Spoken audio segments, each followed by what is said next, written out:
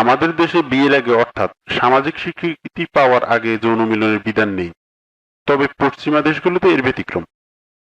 তাই তারা যৌনতার বিষয়ে আগে থেকেই ভয়ভীতি দূর করে থাকে।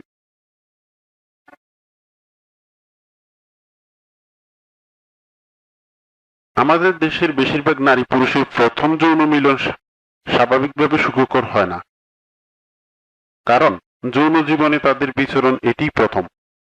তবে আগে থেকেই যদি আপনি 5টি বিষয়ে ধারণা নিয়ে থাকেন, তবে কিছুটা হলেও ভীতি দূর করতে পারেন। চলুন জেনে নিই সেই 5টি বিষয় সম্পর্কে।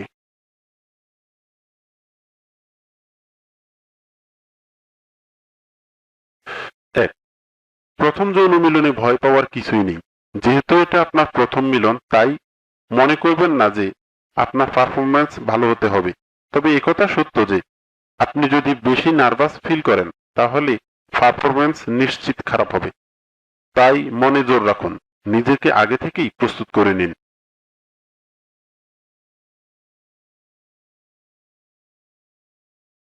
যেহেতু আগে পরে যৌন মিলন করেননি, তাই খুব তাড়াতাড়ি বীর্যপাত হওয়াটা স্বাভাবিক। এতে ভয় বা নার্ভাস হওয়ার দরকার নেই। নিজেকে কখনোই দুর্বল ভাববেন না, কারণ আর 5টা পুরুষের মতো আপনিও একটা পুরুষ। প্রথমবার বীর্যপাতের পর আবার চেষ্টা করুন। দেখবেন প্রথমবারের থেকে দ্বিতীয়বার আরো বেশিক্ষণ দীর্ঘস্থায়ী হবে এবং আস্তে সব ঠিক হয়ে যাবে।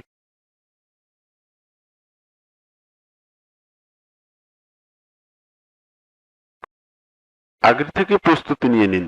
প্রথম যৌন মিলনের সময় আপনার স্ত্রী অবশ্যই ব্যথা পাবে, অল্প রক্তপাতও হতে পারে। ভয় পাওয়ার কিছু নেই। রক্ত পড়া ও ব্যথা বেশিক্ষণ স্থায়ী হবে না। কিছুক্ষণ পর সবকিছু ঠিক হয়ে যাবে। তবে যদি দেখেন সে ব্যথা এবং রক্ত পড়া বন্ধ হওয়া কমছে না, সেক্ষেত্রে অবশ্যই ডাক্তারের পরামর্শ নিতে হবে।